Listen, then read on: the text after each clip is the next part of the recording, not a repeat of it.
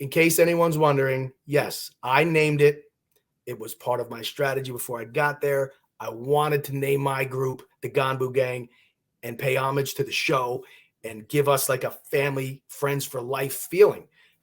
So it started out, it was myself, Perna, obviously one of the best people I've ever met, Doc, Mullet Steve, obviously Marcus, Elliot from New Zealand was in there, Brian from Ohio was in there, little Lexi, the stunt woman, the crazy little girl she is, was in there. So we had a couple fringe Gganbu gang. I'm sorry, R. Kelly was part of the Gganbu gang. So we had a couple fringe, but that was our core group, and we had a pretty strong alliance. We were real diverse, big guys, small guys, girls, heavier people, smaller. I felt like we had all the bases covered. So it was one of the key alliances of the game. Unfortunately, it didn't pan out in the end, but we're gonna get there because it definitely did it. But we're gonna get there.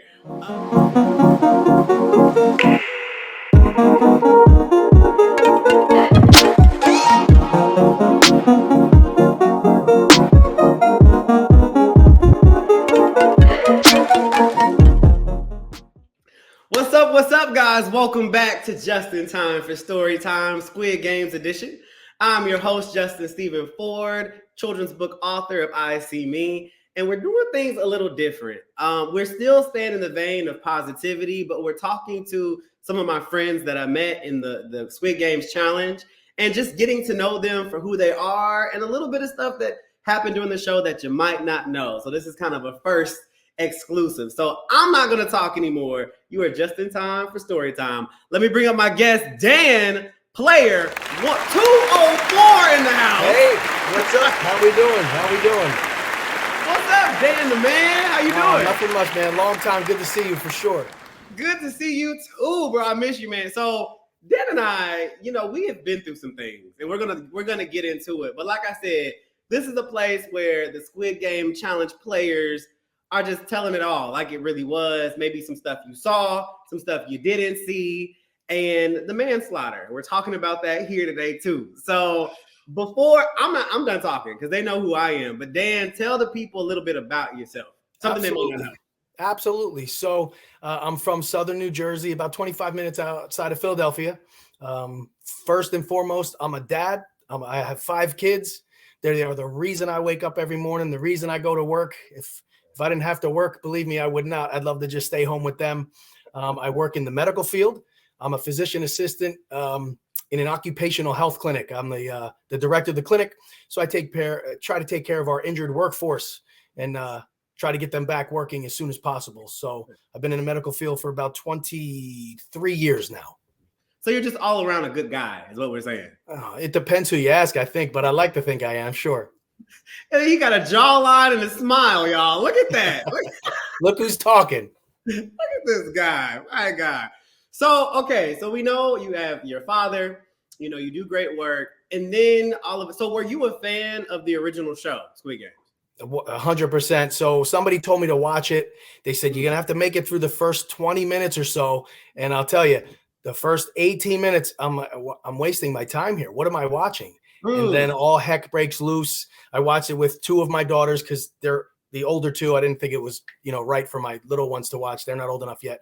And I was hooked. I mean, I watched that thing straight through. It was great. And when this opportunity presented itself, my kids are the ones that actually saw the ad to, apply for Squid Game, the challenge. And they're like, Dad, try this. And there's a reason why they told me to try it. So it turned out pretty darn good, if you ask me. I mean, we all saw the outcome. You made it way further than me, for sure. But you are the reason I even made it there in any way. So we'll talk about that. But okay, so you apply for the show. Was your application process lengthy? Because mine was like 6 months.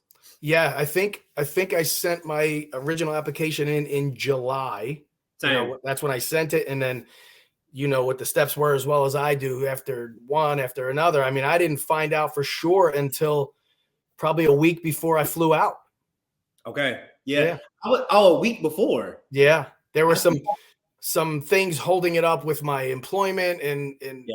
so I didn't find out till probably a week before, and I had a very eventful first couple, minutes of this whole process once I found that I was going, which we can get into if you want. But yeah, it was pretty scary in the beginning for me. Sure.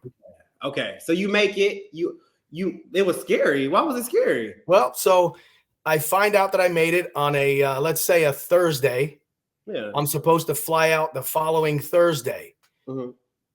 I get up every morning at 5 o'clock to work out because I have 5 kids, and if I don't do it before work, I'm not going to get it in. I have homework, practices. Can you flex on them for just a second? Nah, come on, man. I got nothing. I got nothing compared to you young bucks, man. So the Monday before I'm supposed to leave, I get up to work out and I feel terrible. I'm like, what is happening here? Oh no. So I said, you know what? Let me just take a quick COVID test, because as you know as well as I do, they said as soon as we get there, you're getting tested, and if you're positive, you're done. Well, I take a COVID test, positive. I'm 4 days from my flight. I'm panicking. Thank God my wife was here. She's my rock for sure. She said, "Don't worry, we'll handle this." I went to CVS. I got one of those Navage things that you can wash out your sinuses. Okay, yeah. Listen, whatever was in CVS, peroxide, bleach, Listerine, Cepacol, you name it, I was flushing that through my face 14 times a day. Even when I got there in the hotel before they came to do the test, I was flushing myself every 20 minutes to try to make sure. And when I left my house, it was a faint positive. And I'm like, well, if it's meant to be, it's meant to be. So obviously I passed the COVID test, and everything went well from there. But it was a scary start to this. You almost never even entered the game. Yeah. I was like, you got to be kidding me. After all these years, and this is what's going to happen? Like now's the time for this to happen. So luckily it worked out. Okay. So you get to the hotel, you fly, we had international flights. We get there, and we've been talking to other contestants. And so it was a week-long kind of quarantine situation. And in my mind, that's when the game officially started. How did you feel? Because that's when the isolation kind of begun, security guards everywhere. How was that week-long in the hotel for you? Yeah, the hotel for me was it was good. I mean, I brought some things to actually do workouts in the room, because I knew it was going to be an isolating thing, and I wanted to be ready for that. So I had been kind of preparing for that same situation. The food in the hotel was terrible, not nearly as bad as the game, but it was terrible. Yeah.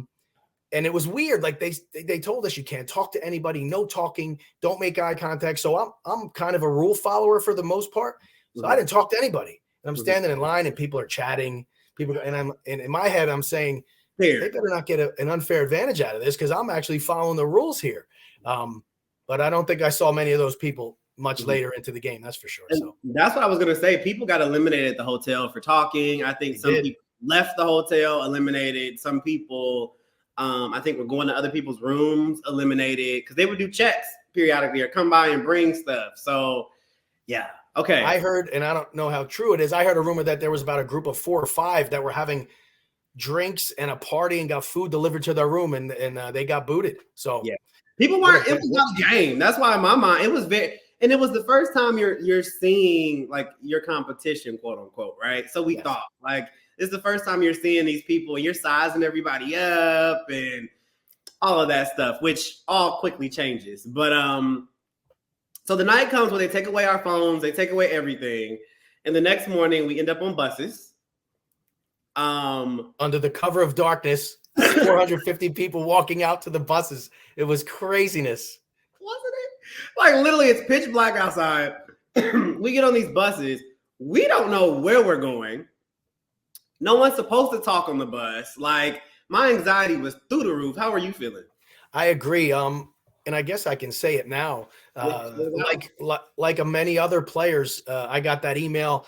Do you have any family, any friends that may be good at this that you wanted to bring with you? So I entered my wife's name because she's my ride or die. She's tougher than me. She's more of a badass than I'll ever be. So I wanted her there. So a shout out to her. Yeah, she's tough. So but she didn't make it. I had my dad, who's about 74. He didn't make it. And one of my really good friends, she did make it. So I sat with her on the bus. Oh, you had friends? Yes. One of my best friends was there with me, and she was on the bus. And there were these two younger kids. They were identical twins that would not stop talking the whole time. Preston, two identical twins, would not stop talking in the bus driver. Yeah, somebody from welfare kept telling them to stop, but they didn't care. Preston was actually on my bus. He was sitting across the aisle, and he's like, geez, these guys won't stop. Ended up, they were in my tent when we got there too. So they did not fare very well. I can tell you that.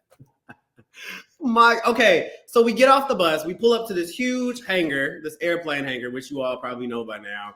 And we didn't know what game was being filmed. There's 4 tents. We split off in these tents, and they start wiring us up. But we still don't know what it is. We're like, is this a sound mic? Come to find out, it was the thing that when you die, that's what blows up. And everybody's just chilling in these tents. We don't know what's going on. It's freezing, by the way. So you all have heard reports that it's been cold. It was very cold. Like that is true. Chilling. You said we were chilling. Yes, literally, because it was absolutely freezing in that building. And I'll tell you, I've never seen a building that big in my life. There had to be, you could fit 15 football fields in that one building. I mean, it was immense. And I was nervous. Yeah. I happened to meet my best friend in the game in that tent, actually in line for that tent. So we can get into that too. But it was very, very intimidating. We're putting on these, they look like bulletproof vests, the squid packs, and you're like, oh man, this shit is real. They're not messing around. This is gonna happen. Yeah. The fear, I've never been that nervous in my entire life, just because you don't know what's about to happen, but then you do know what's about to happen. So we still didn't know what game we were playing. They switched it up, as you all saw. There were different challenges. So we get lined up, 4 lines, and they slowly enter the lines where we can enter into what we now know is red light, green light. Go ahead, take it. When those doors opened up, I mean, I had a strategy before I got there, and I'll tell you what, I was not in the front of that line to go through that door because I didn't know what was on the other side. But as I filtered in, the enormity and the scale of that arena that we were in, I don't know about you, but I mean, it almost took my breath away, literally. I'm like, wow, this is absolutely insane how vivid the colors are and how accurate. I mean, to me, man, and I don't have any experience in TV, reality TV. I'm not an actor. I mean, it was absolutely right out of the gate. I'm like, this is everything I'm expecting right here. And he says it was, the doll is all the way, like it was huge. It was huge. And I feel like on TV doesn't even do it justice of like how far that doll, she was tiny and she wasn't that small.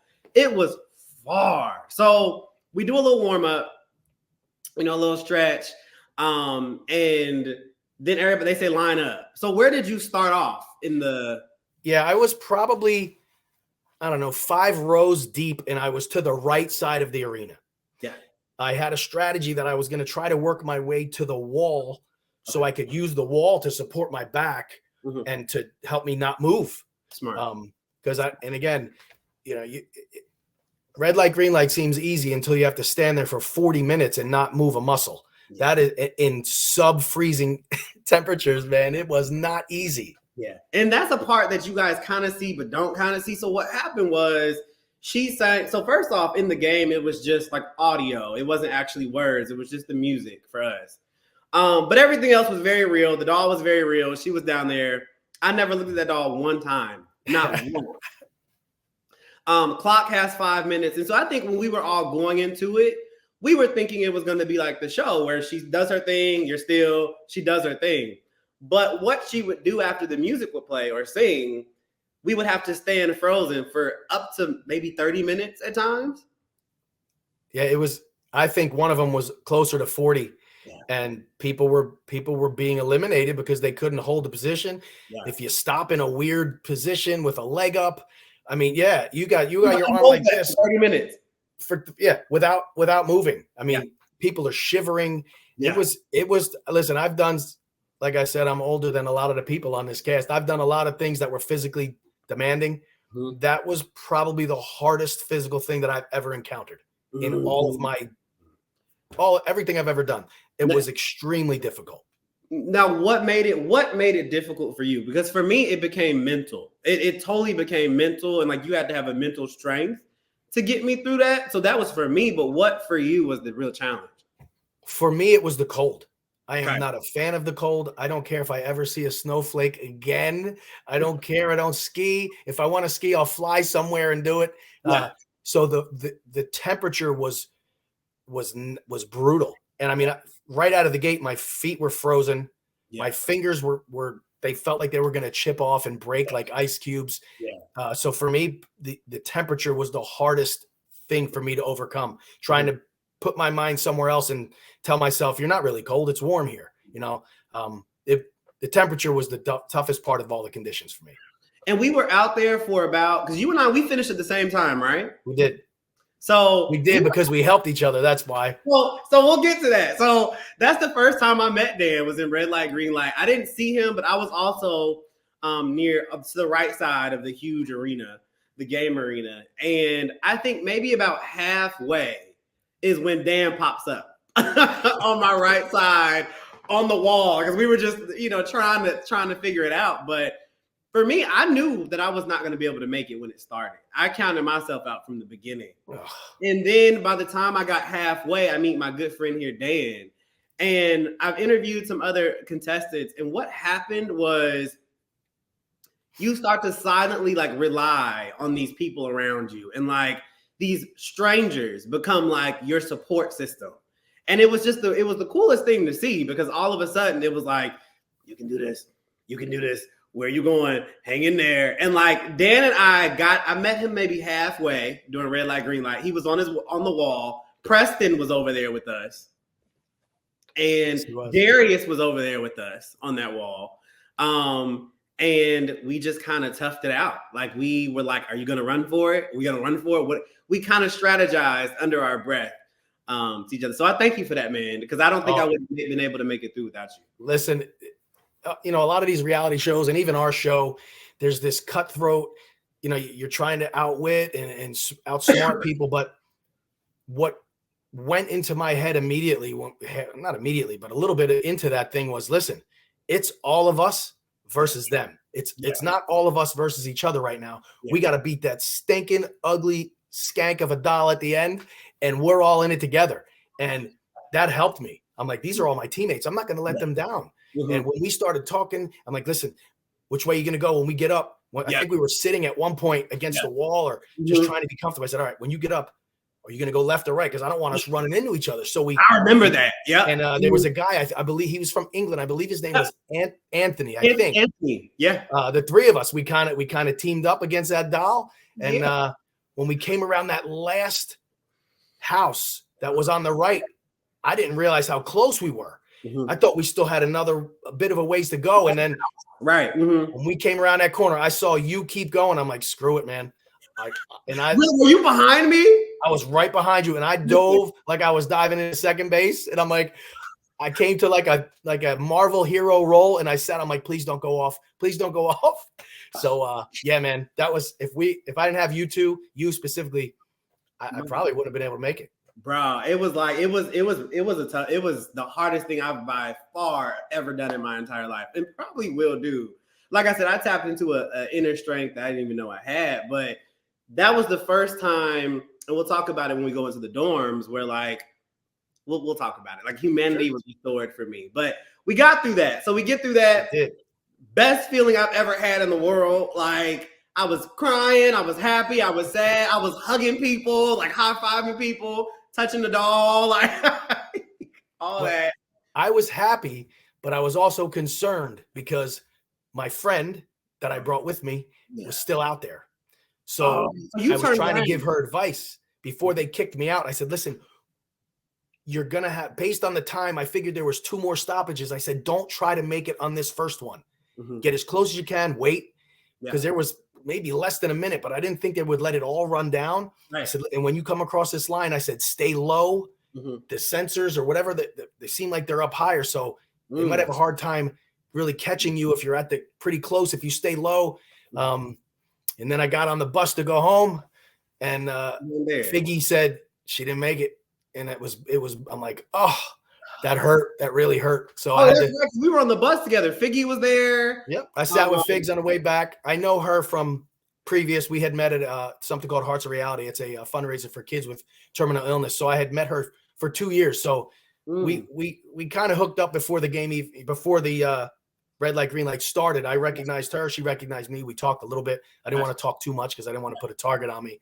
Right. But yeah, so that was her and my friend were kind of in it together. They were right next to each other. And then Figs made it because she did wait. She took my advice and she stopped. And there was one more and she made it. And my friend Holly, unfortunately, did not. And that was the one, I think after the round that we made it, there was a round where like 30 people got out. That was the round. She is in the 38-second massacre. The 38-second massacre. And I think that's what they call themselves. Part of it on TV. But that's because they were playing the music for maybe 4 or 5 seconds consistently. But they switched it up where they played the music for like 1 to 2 seconds. And it got like 38 people. It was like, bah, bah, bah, bah, bah, bah, bah, bah, bah, bah. That's all we heard. That was an epic scene. Epic scene. Yeah, and we were all there just like, what are we doing with our lives here? Like, what is happening? I agree. So red light, green light, we make it. That's why I think when everybody is like, oh, this is like real. Netflix has put millions of dollars behind this, and it felt like it. That was the next day we head to the dorms. So once we're in the dorms, you're not leaving the dorms. Like it's you're in there until you're going home. So that's right. Talk us through like when you first walked into the dorm. So when I walk into the dorm, listen, I've been trying to get on the show Survivor for 22 years now. So 22 years I've been applying, I've been trying. So my strategy, I had a bunch of stuff ready to go based on what I thought would happen. So when I got in that dorm, I immediately wanted to find the perfect spot where I could see everything that was happening. Smart. And have a good, like a bird's eye view of everything. Who's talking to who's going in and out. So I found the middle of the dorm. I went to the highest bed and I claimed that sucker immediately. Really? So I could see everything. Immediately I wanted to have a good idea of who's talking to who here, Smart. Who seems like they're getting close, who's sneaking away to have conversations. So that was my strategy first, find a good spot. So that's what I did. And my other Marcus 209, my bestie in the game, he was right beneath me, and our alliance, which everyone knows what our alliance is now, started to form very early. So that was my thought going into that dorm. How is Marcus? He's great. He's doing great, man. Down in North Carolina, he is living the life, boy. I wish I was him. He's a great guy. Good. So I remember seeing you guys in there a lot, and we would have our conversations here and there. I go into the dorm and I went back. Our alliance was called the corner because ours was in the corner. So we were kind of. I was there with you, if you remember. The corner. Were you back there? I was there that very first 20 minutes when everybody was under the right side. I was there. Yep. That's right. I was there. Yeah. And I will say for me, everything you have planned, and everyone watching it on TV is like, oh, I would do this or I would do that. But I do feel like everything you have planned goes out the window. I think you can have strategy, you can have technique, and you can do some of it, but they were throwing curveballs at us left and right and all of that stuff. So the very first thing that happened was we had a surprise elimination. And y'all saw the surprise. That was when we were like, they're just making stuff up. Like, yeah, what is the rhyme or reason to this? Listen, nobody knows about that more than me. If you remember the numbers, I thought I was going. Marcus and I were holding hands like two preschool girls going, oh my gosh, I can't believe we're out of here. When they got to that 2-0, and I'm looking at my number and I'm thinking, you're kidding me, right? I didn't do anything mean to anybody. How am I getting picked here? We both thought we were done, and luckily it wasn't our time. The last second, man, that was about as scary as it gets right there. Yeah, and that was the thing where I think that we didn't know what was coming, when it was coming, and that's when we first realized that when people are going off to do these chores or squeeze oranges, was like, okay, are people like talk? Like, what is? You couldn't trust anybody at that point. Absolutely, yeah. I remember saying this to Figgy. And Figgy was like, because she had gone off to do a chore. And we were like, oh, it's fine. And then we realized she was like, we're like, is it you? And she's like, I didn't do it. I didn't do it. I was standing next to Perna and Figgy. I remember that. And Perna is my homeboy. Shout out to Perna. He's going to be great dude. Yeah, we love Perna. But, okay, so that happens. Then we go into Dalgana. Go ahead. When we were in the white room, I call it hell. Everybody thinks hell is dark, and no, hell is all white with no shadows. You can't tell where the corners are. That room was hell. Yeah. It had no dimensions to it, but yeah, when that happened and they flashed that screen to show them in there picking those shapes, that was insane. That you could feel the electricity in the room, like, holy shit, this is real. This is real right now. And then obviously everybody saw what happened. Yeah. And I don't know what I would have done if I was in his position. I don't know what I would have done. Yeah, and that's wild because that's when we realized, like, if they don't figure it out, it's going to keep moving back and back and back. And you don't want it to get to you. So it's like pure chaos broke out in the room. You see our faces, like sheer terror on our face. And I think it was so real. I remember saying to myself, I was like, this is such good television. And I remember and being on the show, I was like, this is such good. Whoever did this was a genius. Like, this is good. I'll tell you what shape did you have? Another thing, I had Star. Okay. And another thing for me, I was not getting in the front of any lines. At this point, it's early in the game. I'm not taking any chances. So I don't know what people were thinking getting to the front there. Nothing good to get. There was no free meal, nothing good, no treat. It was all tricks. So I was not going to the front of any line. So it would have taken a lot of people to get to me. Yeah. And I was like in the middle of my line, so I wasn't stressed, but I was also like, I don't want to get closer, but I was in triangle, guys. I don't want to talk about it. But so we get in, we do the cookie. What was your technique with the cookie? So you would think it wouldn't be that hard, but so I look up, we have 10 minutes. I'm like, all right, I have two minutes for each point of the star. Yeah. Well, taking my time. I've done orthopedic surgery for 20 years, so I'm good with my hands. I'm like, this is great. Spitting on it like everybody else. And I look up after I can see through into the metal of the 1 point. I look up and I have about 4 minutes left, less than 4 minutes. I'm like, uh-oh. I was taking way longer than I thought. And I had right next to me on this side, Mikey B, Mullet Steve, all my close friends are all in the same area, and was done immediately. Steve, done. 209, you're finished, and I'm still there. So I get to the bottom. I really feel the stress right now. Oh, now it's like, oh my God, how is everybody finishing this so easy? And I'm still here. Yeah. I get to the bottom, I can see the whole thing, I show it, and the guard says, no, you got to take it out of there. I'm like, what? What do you mean I have to take it out? Yeah. So I go back in there to take it out, and now the saliva had kind of melded it back to itself. Now I look up and there's less than a minute. I'm panic mode. I do my thing. I get it out, and as I'm holding my hands up like this, the time runs out.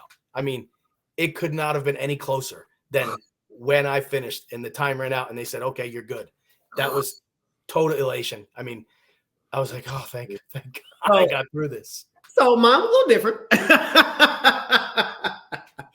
Triangle. Oh, the triangle. So the triangle took out more people than the star.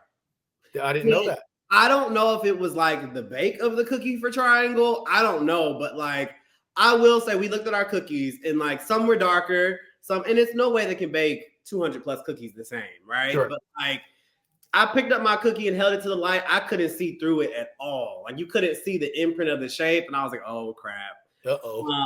And I got to doing it, spitting and licking and all that. And then the first side of my triangle pops off perfectly, cake.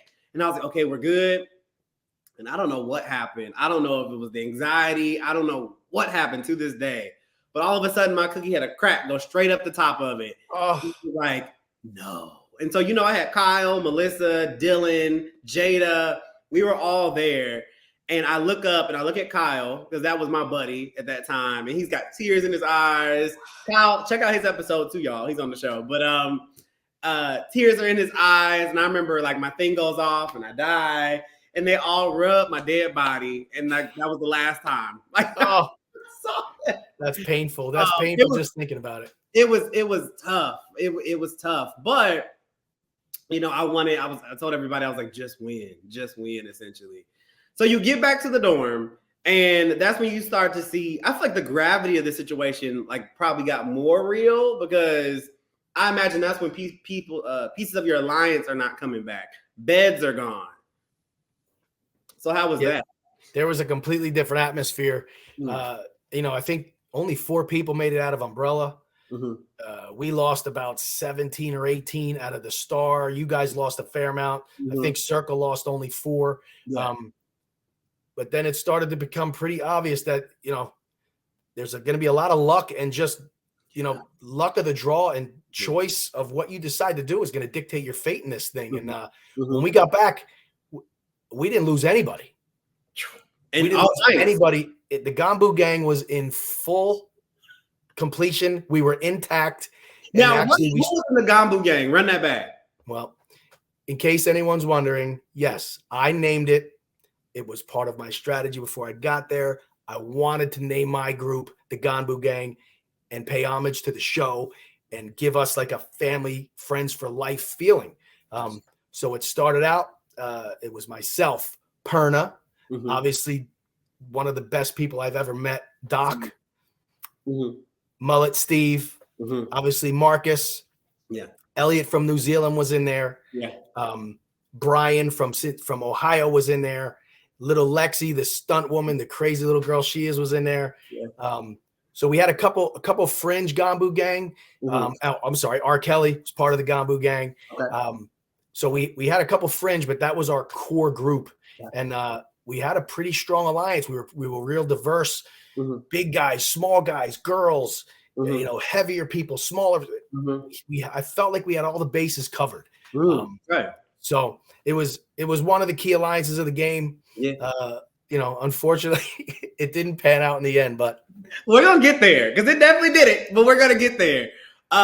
So the first thing I think that happened when you got back was the telephone. Yes. Walk us through that for you a little bit, because everybody's perspective is a little different. You know how that went down.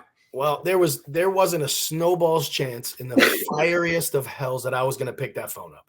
I wanted nothing to do with it. Wasn't going to touch it. And then everybody's favorite villain, 198, picked up the phone multiple times. I mean, the things that, listen, everybody has their own motivations and their own way of looking at things, but when guys are playing soccer and you're throwing ketchup on the floor to try to hurt them, to me, that was a little out of bounds.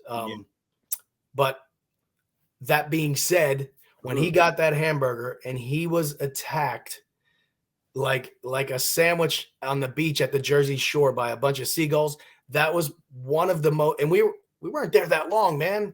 How hungry could you be? That was, and again, some of the people that did that are my friends now. That was probably the most disgusting display of humanity that I saw up till that point.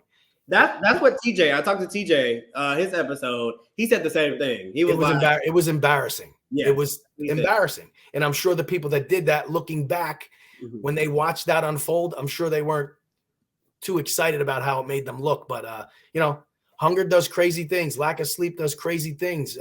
But I stayed as far away from that as possible. I wasn't going to touch a French fry if somebody offered it to me. People were eating them off the floor. I mean, it was nuts. It was nuts. It's crazy too, because as much as like it's a chance game, they made sure it was a likability game too. Like, it's like you can't have a target on your back, but you also have to make alliances and talk to people. So they did little things like this.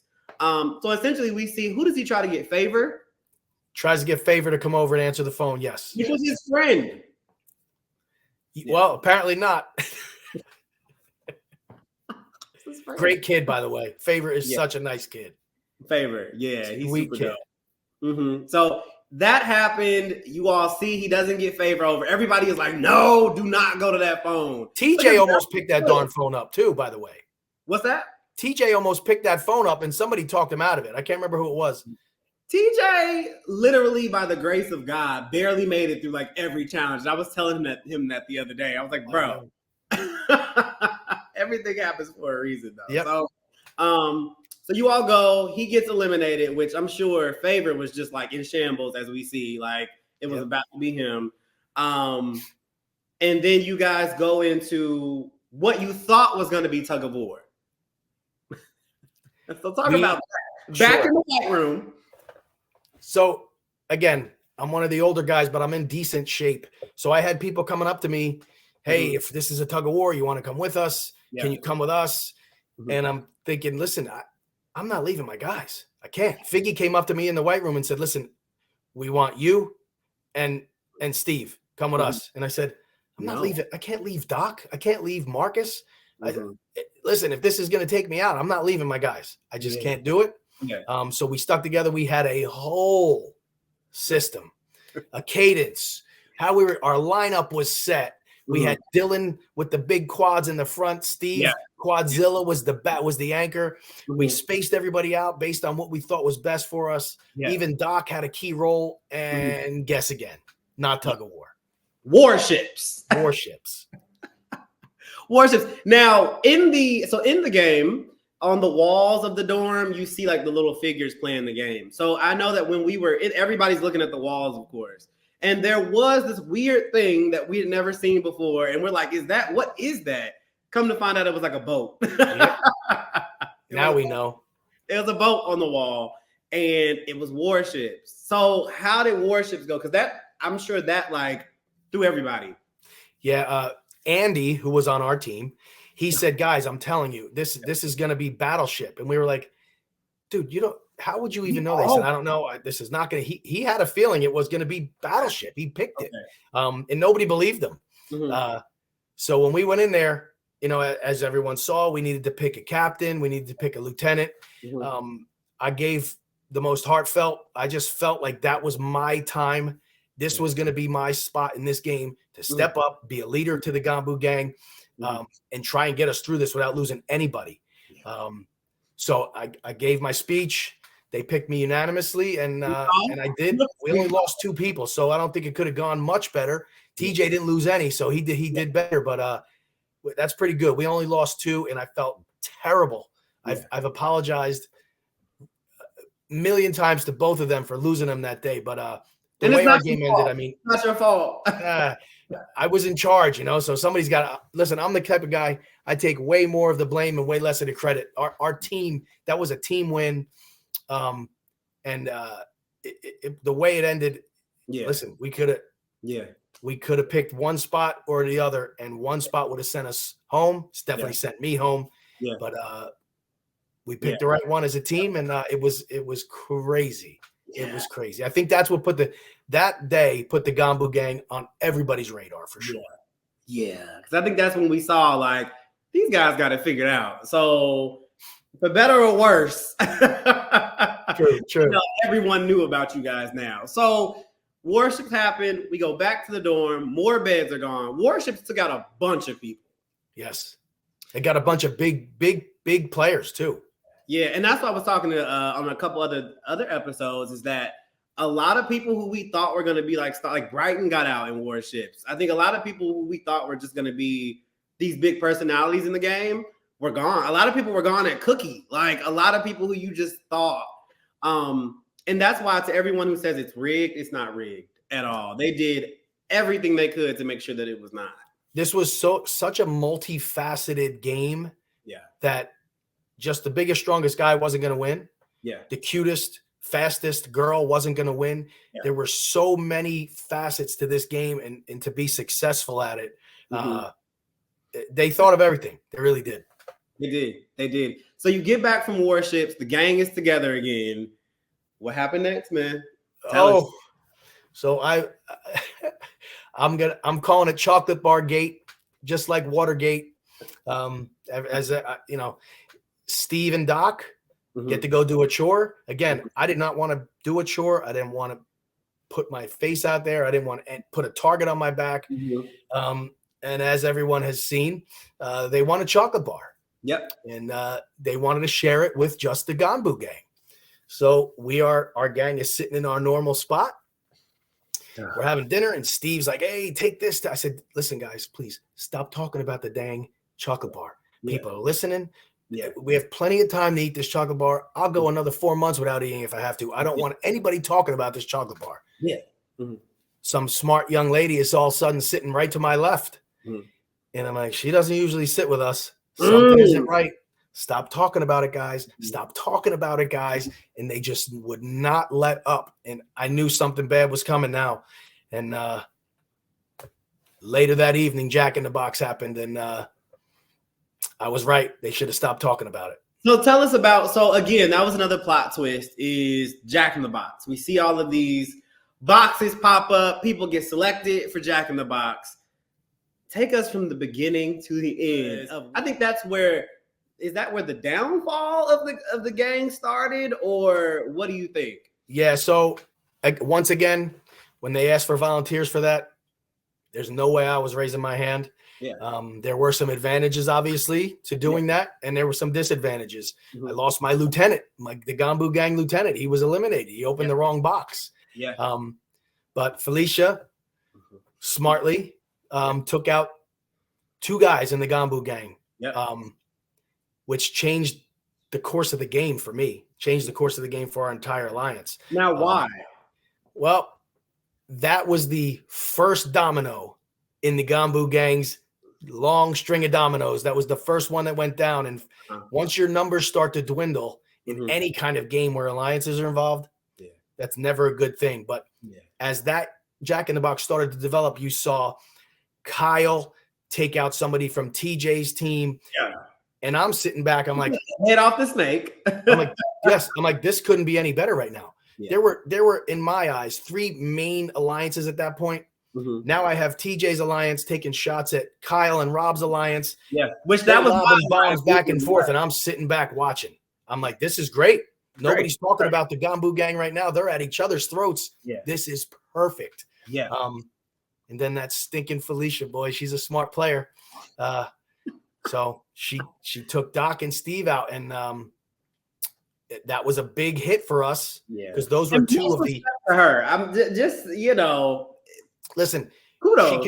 She came up to me afterwards and she said, "Listen, I hope you're not mad at me. I said, listen, I'm not mad at you. You didn't take me out, so I'm happy about that." I said, but listen, you got to do what's best for you and what you think's best for your game. Yeah. And I don't think that was the greatest move because it was my guys. The smarter move that she played was taking out the advantage that Jacoby had. That was the smart move.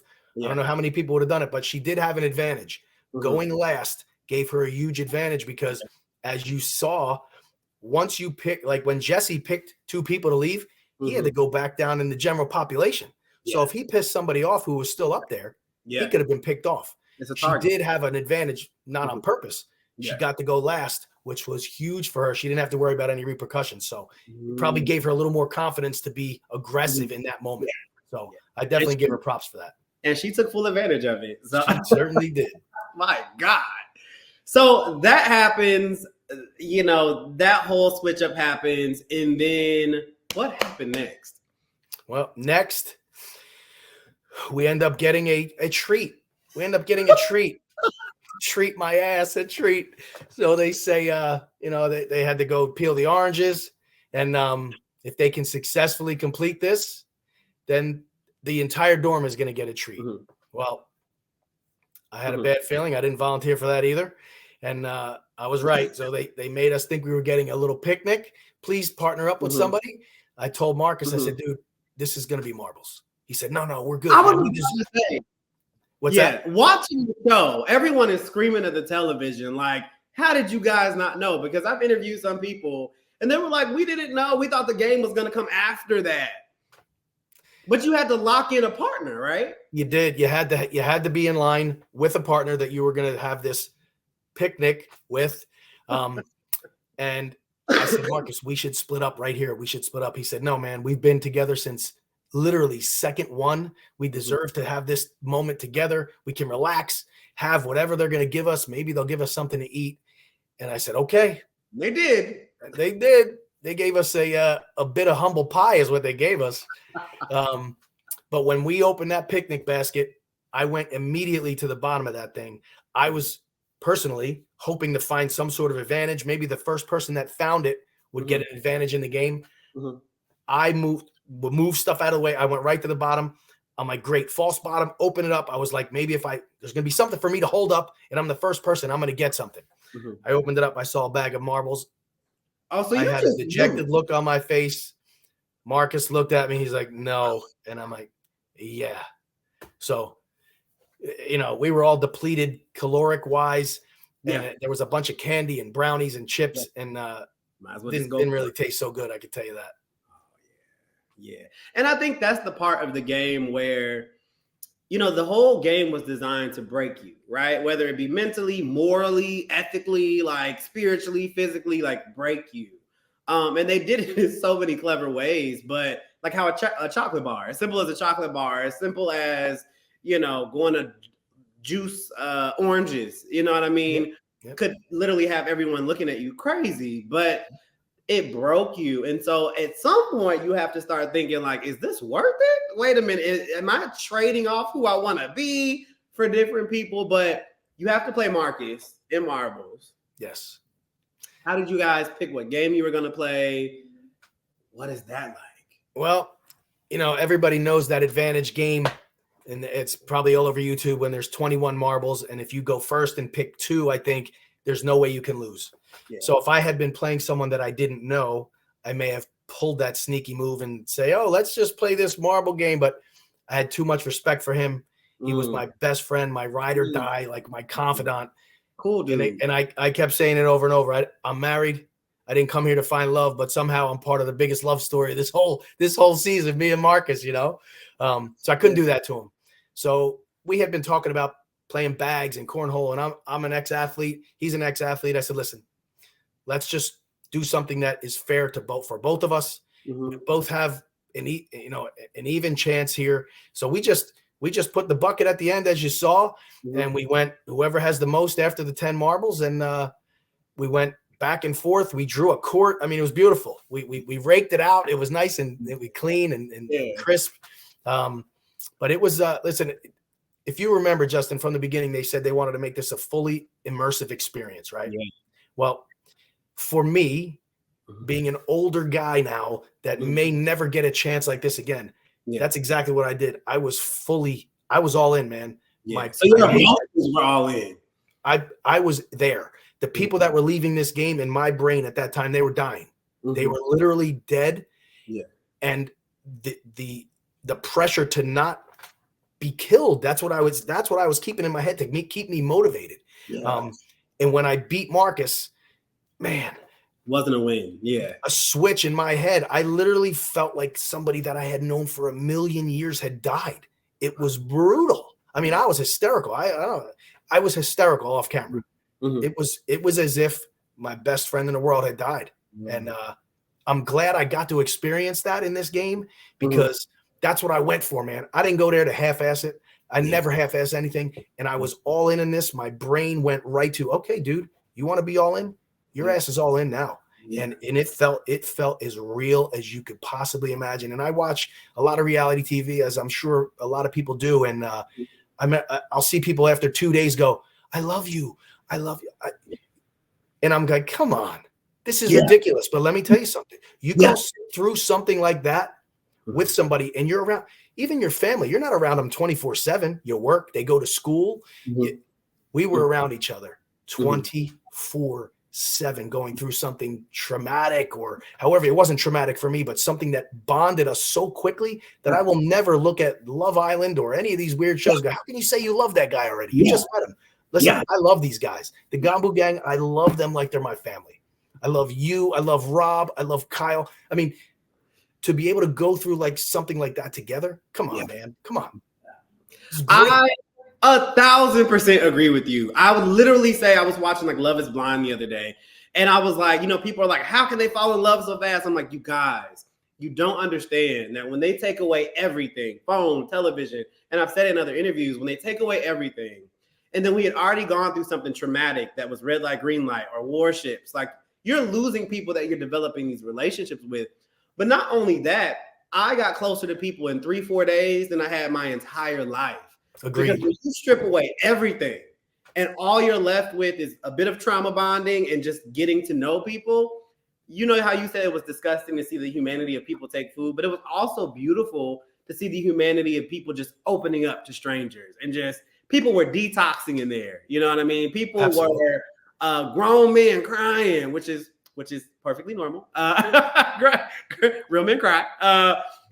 Grown men crying, and just it was beautiful to see people just opening it up and just sharing their story. So for me, I had that conversation with Mai that aired, Mai and Jada, where I was just accepting the reality of who I was. You know what I mean? And showing up in this game authentically Justin Ford for the first time in my entire life. And So awesome, man.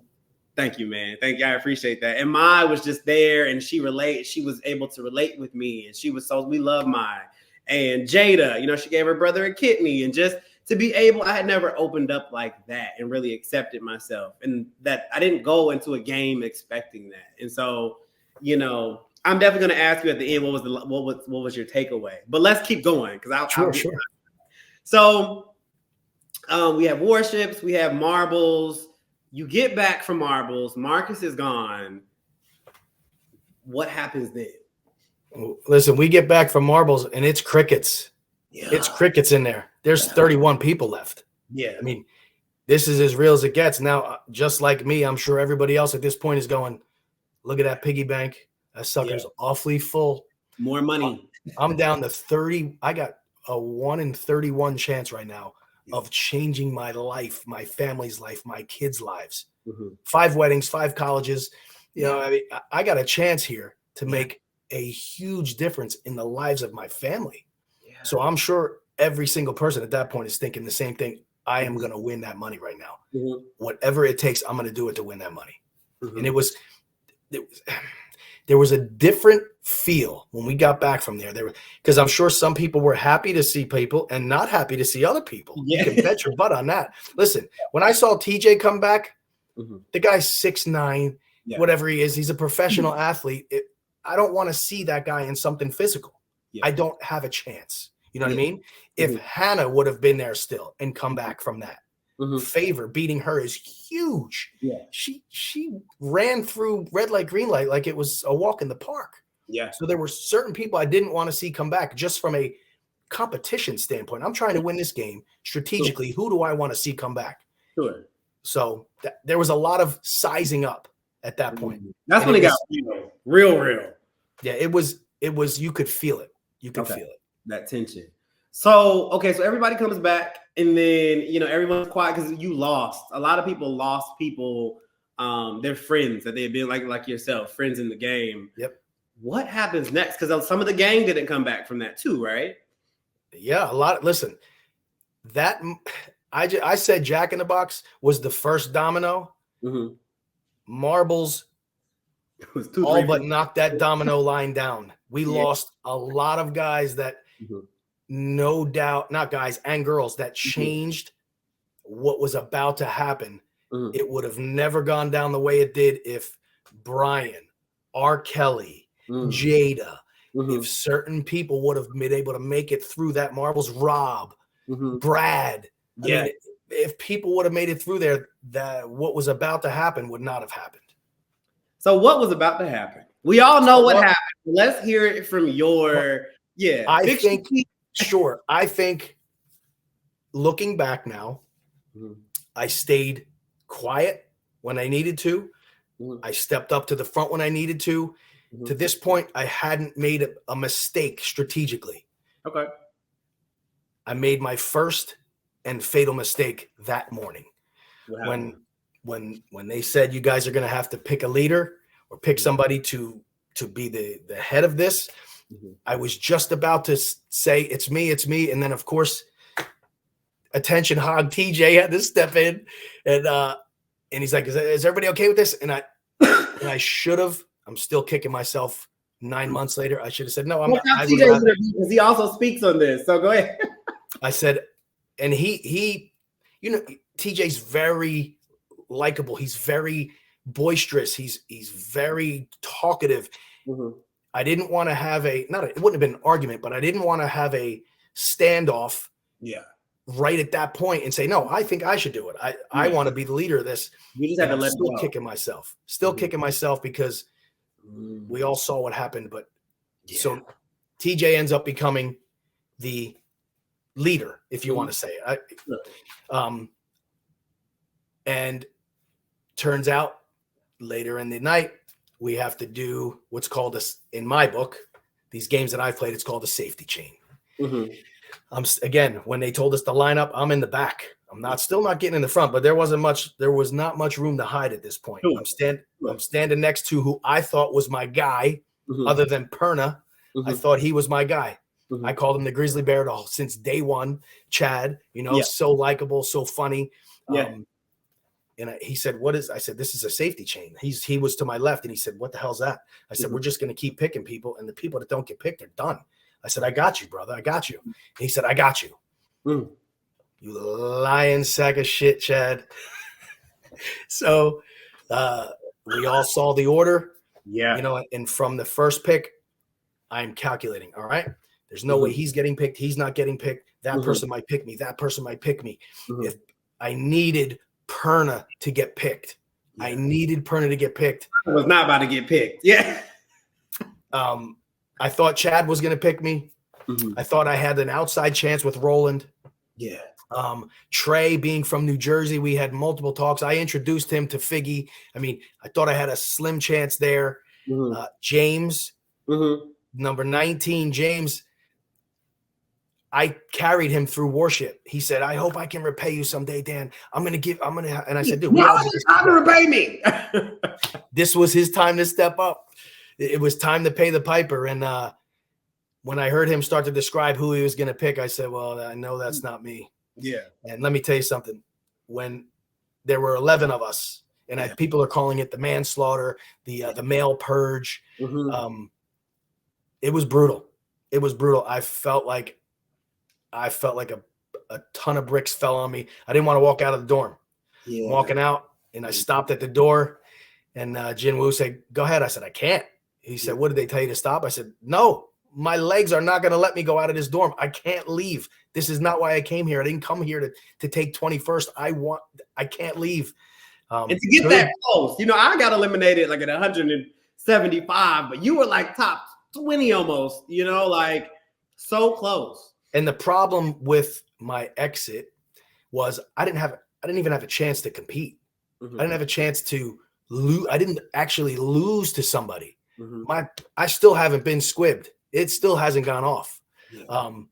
So that was the hard pill for me to swallow. I'm like, wait a second, I'm out of this. And just by luck, by a safety chain, it just didn't seem fair. I was all sour graped up in the beginning, but it is what it is. That's what was supposed to happen. But I just, if I had lost to somebody head to head, it would have been a lot easier for me to accept. Do you still think about it? Almost, yes. Every single second of every day, yes. Because I think about that darn triangle at least 3 times a week. Like, listen, I see triangles everywhere.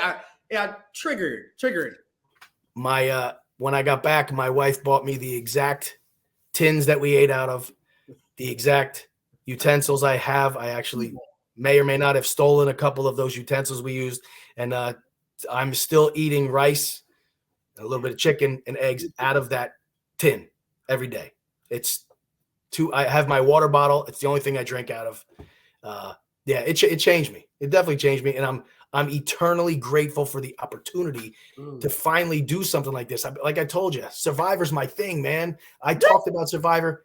Survivor in so many ways. I talked about Survivor to everybody in there. There's people that have played it, Figgy. There are people that made it to the very end of finals, Jimmy K. So to finally get my chance, come on. I can't be anything but happy. And Netflix to me, and of course, people that went out in red light, green light are bitter. People that feel they got gypped are bitter. I feel I got gypped. All right. But from top to bottom, from day one, when they picked me up to take me to the airport in a Lamborghini truck, I can't imagine anybody doing a better job treating a cast member. I couldn't make something up bad to say about this experience. I agree. Absolutely astonishing. I agree. And it's the biggest cast in the world. You know what I mean? We're a part of television history. Yep. So with that being said, what was the greatest lesson? I feel like everybody changed because of it. And I feel like for everybody who at least made it in the dorm, it was more than a show. What was the biggest, takeaway for you? The lesson that I learned, and again, I'm probably old enough to be your dad, but for me, I always believe that if I try harder than anybody else in the room, there's no way I'm going to lose. I am in control of what happens. If something happens that isn't the way I want it to go, it's my fault. There's something I could have done different. I could have tried harder, done more reps, ran more miles. There's something I studied harder. There's something I could have done to change the outcome. Well, now, 9 months later, there's nothing I could have done different. It was the luck of the draw. Nothing I could have done could have changed how this thing ultimately turned out. And I'm at peace with it. And now I realize that sometimes when things don't go your way, it's really not your fault. It's just the way it's supposed to be. Yeah. So that's what I took out of it. Yeah. Yeah. What a great life lesson. And the fact that even you say that you're older, but you look younger than most of us. Stop. Like that you can still take away these life lessons. Maybe I shouldn't be so hard on myself. You know what I mean? Maybe I should have a little grace with myself and things like that. And just, we've met people and we've created these relationships that we'll have forever. I mean, to walk into a room where you have people of all different backgrounds, ages, sizes, complexions, hues, tones, like it was a beautiful thing to be a part of. Like, I know watching from home on TV, it can look a certain way or feel a certain way, but I don't know. It changed me for the better. I definitely. For me, I said, all right, when you get in there, you're going to force yourself to have conversations with people, ask them about themselves. But after 5 minutes, I wasn't forcing myself at all. Yeah. I wanted to hear another story from Doc. Doc is the most interesting person I've ever met. And I would talk to him about his bees and about the babies he delivered and about the unfortunate deaths he's had to go through and about his kids and his grandkids and his tattoo, and Steven talking about all his craziness.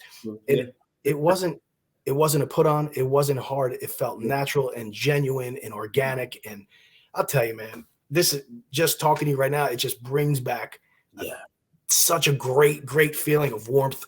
I'll tell you, man, put me in season 2. I'm ready. Let's go. Listen, put us in season 2. Let's go. Let's do it. Netflix. Listen, Dan, thank you so much, man, for coming to share your story with us. Like, everybody tune in. It's out now. You can watch the whole season of Squid Games, The Challenge, season 1. You can find me. You can find Dan. You can find your other players. Check out some of the other episodes because we're interviewing some of your favorites and they're telling how it all really went down, what you didn't see, what you did see. And that's just in time for story time. Dan, you gonna come back one day? Whenever you want this old bird back on here, man, I'm down. You're a great dude, man. Great dude. Buy his books. Buy my book. He said it. I didn't say it. He said it. I said it. Where can people find you? It's gonna be in the description box. Sure. Well, you can find me on Instagram. GETAFTERITDADS. I'm trying to promote dads being more active in their kids' lives, but also physically active. If you feel better from working out, you're going to be more equipped and better prepared to have quality time with your kids. It happens fast. You blink your eyes and they're in college. I want guys to enjoy every day for themselves, which ultimately will help them enjoy every day with their kids. So GETAFTERITDADS. I'm on Facebook under my name, but that's my mission now. Make sure dads know how important it is to spend time. You're not just out here to be the breadwinner and to go to work and make money. No, man. You deserve time with those kids too, just like the mom. That's Get After It, Dads. Get After It, Dads. Get After It, Dads. All right, man. Yo, this has been Just in Time for Story Time with player 204, my guy Dan.